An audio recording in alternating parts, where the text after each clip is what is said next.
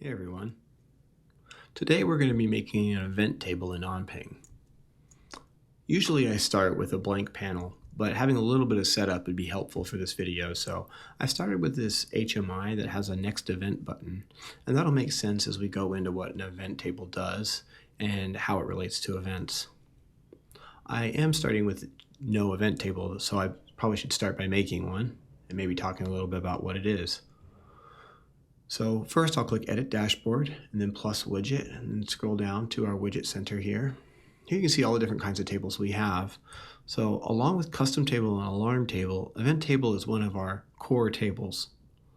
So I'm going to go ahead and add that, and then we'll click Save here.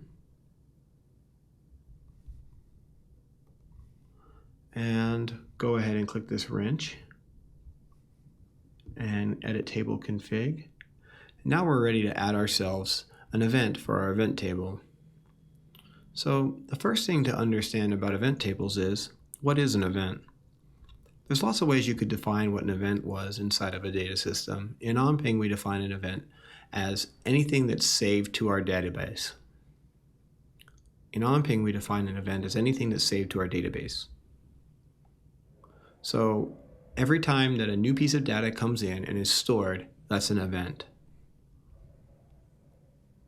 We're going to go ahead and make our very first cell. I'll click on the little pencil. It's under Plow Demo, Best Bread Bakery. Click SCADA data here. Confirm the parameters and pick for it to show the result. And click Save. Oh. Let's try that one more time. Demo set point. Confirm. There we are. Saved. All right. So now I've successfully saved an event to the event table. Let's see. Let's go ahead and do one more thing. Mostly I want to be working with the event table, so I'm going to change the order and put it on top. Hit save. All right. So now my event is up here at the top. I want to add a few more columns just to make it clear what we're doing here. So let's click Edit Table Config one more time.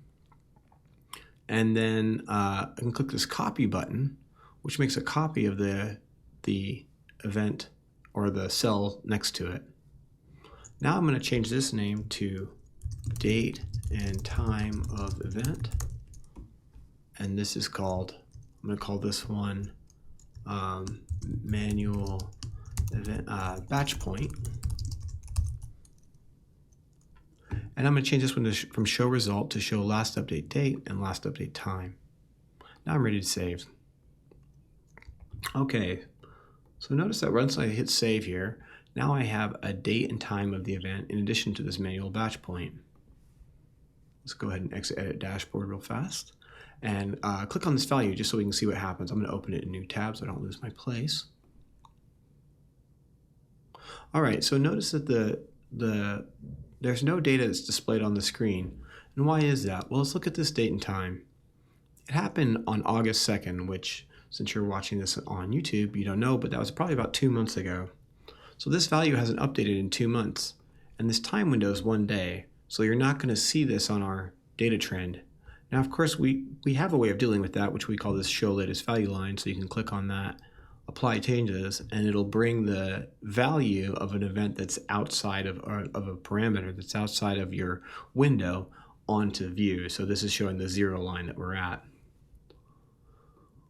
That's useful, but so why are we going through all this, right? So why would we want to bring in values that you can't see when you trend? Well, one of the main reasons is to create data batches. So let's go ahead and do that to kind of illustrate what I mean. So I'll click on the wrench one more time and click Edit Table Config. And I'm going to add a column to our data.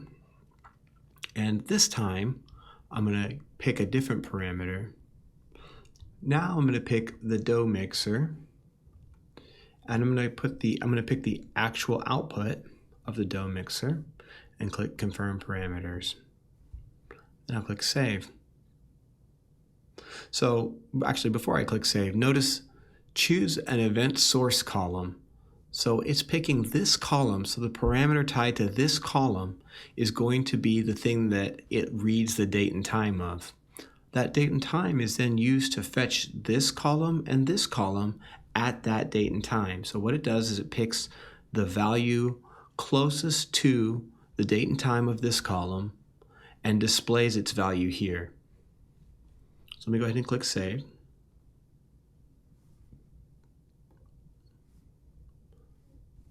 So what this is saying is that the time of the event, which was August, the manual batch point was 0, and the actual output lows were 11,220. Again, this is the manual batch point at this time and the actual output lows at this time. Currently, I have the event table configured to only show one event. We can have it show more events easily by changing this to display the last 10 events, clicking Save. Save the update table. I always like to refresh after I do stuff like that.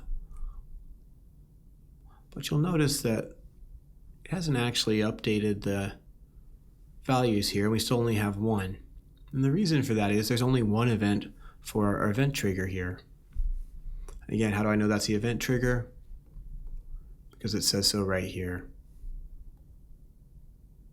All right, so let's add more events. That's why I added this HMI below. And I set this HMI to be pointed at the same value so that when I push this button, it'll add another event, another event, another event. And then let's reload our screen. We can see those events. If I waited a minute, they would have come in automatically. But because I didn't want to wait, I just went ahead and added it to this button here. Let's go ahead and adjust a couple other things on this thing. So the active value is 1. Let's make the active value 0. And save. All right. So now I've added several new events. You can see they're all very, very close in time. And now it's saying, okay, the value of this is 11,278 whenever this happened. So you can imagine you could have some process that you're running, and whenever the process is done, you ask your operator to push, save batch. And then you can add these columns in. But let's say you wanted to add an additional column and you forgot to add it to your batch. No problem at all, because every single data point in OnPing is saved as a time stream. These are only associated together by the events. And that's really what makes event tables unique. The fact that every single one of these rows associates together a set of events based on the time value of this event table.